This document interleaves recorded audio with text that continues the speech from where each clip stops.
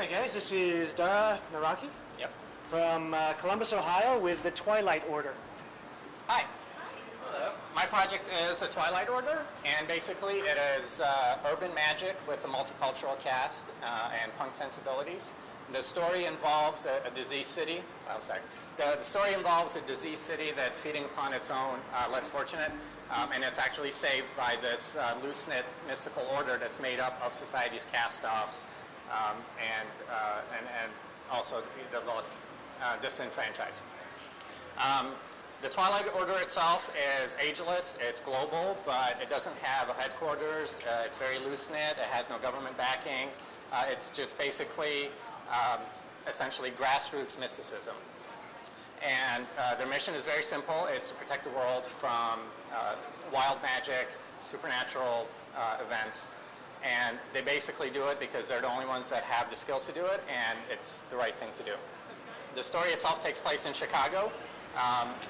What happens is an unusual number of transients are turning up dead. The linchpin character is an Iranian-born mystic by the name of Batman, and he's been in the order for decades. He can sense that there is something more to these deaths. So what he does is begin to investigate it, and in the process, he brings in 3 initiates into the ranks and trains them and helps them to develop their own powers. And they include a Chinese-born woman that's pretty much lived most of her life in foster homes. She currently runs a women's shelter. She has a personal motive for wanting to get involved. Her name is Jen. There is Owali. He is a Somali refugee, basically working menial jobs trying to support his ailing parents. Again, a personal motive for getting involved. And Alice, who is a street kid, just trying to survive day to day on the streets, also trying to come to terms with her sexual orientation in an environment that's not very supportive or understanding. And through the help of the other order members, they trace the cause of these deaths to an ancient spirit that's basically a cancer on the city, and it's known as a dark well. And what it does is it feeds upon the desperation, the loneliness, the isolation that a lot of these fringe people in the city can feel, and it nourishes its hunger basically off of that and gains power. So that's the Twilight Order, and I'd like to pass out a couple of handouts, which is basically your invitation to the order.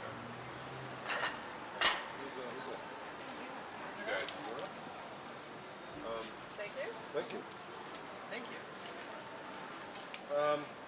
Thank you, sir. It's Dara, right? Yes. Dara? Actually, a lot of very compelling concepts in there. I love the idea of urban magic. I've got a couple of concepts myself that kind of play with those themes. I think blending the old world, which is the magic, the fantasy, with this urban setting of modern technology and modern man and modern problems, it's always going to be a compelling combination. Something like this would be execution driven.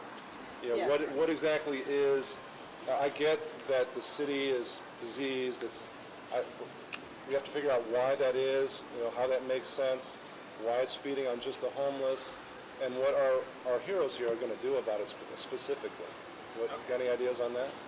Yes, basically the way I want to treat the cities is cities are almost like humans, so they can have their own ailments, and there's different kinds of ailments. So in this case, this spirit is essentially like I said, like a cancer that's growing, and that's how it feeds, where there could be any number of other threats or ailments to the city. But in this one story, I just want to concentrate on that. And the climax of the story will be essentially a metaphysical battle between this spirit and the mystic and his new initiates, and it spills over into the physical world. One of the characters ends up dying, but the whole process is to try to save essentially the soul of the city. This psychic vampire sort of vibe evil thing, does it have a physical presence? It makes a physical manifestation. I called it the dark well because it's almost like a well that you fall into that you drown in. And so when it finds people that are so destitute and desperate, it essentially drowns them. So any kind of physical manifestations would be sort of water-based, but there's not like a person or anything like that. No. It attracts them to feed off the energy it's looking for, the negative energy. Yes. Okay, thank you. Dara, I want to like this, but I can't. Am I just dancing? I'm just not getting this. I'm a little bit lost. Are you guys lost? You're just dense. Wrong answer, dude. You asked. All right. Okay. All right. I left myself open for it. Who do you feel? Who reads this? Who reads this? Who's it? What The audience that's into independent comics, independent music, basically stuff just slightly off of the mainstream, because it has a lot of obviously mainstream elements with the mysticism and science fiction, if you want to call it whatever. But I really wanted to keep it more street level, not the colorful Doctor Strange magic, but more stuff that affects people in day-to-day life. And then the characters, I wanted to make them very real characters that, you know, people could relate to. They have problems. They're just trying to survive. My opinion as for the publishing arm of our company is that I'm not sure this is the one. I think that you're good at coming up with stories. I think that one of your stories would click with us.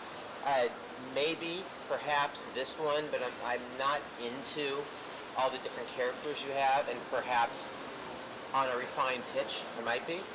But I think you did a good job, and I think you have stories in you. Thank you. Thank you. Thank you. Thank you.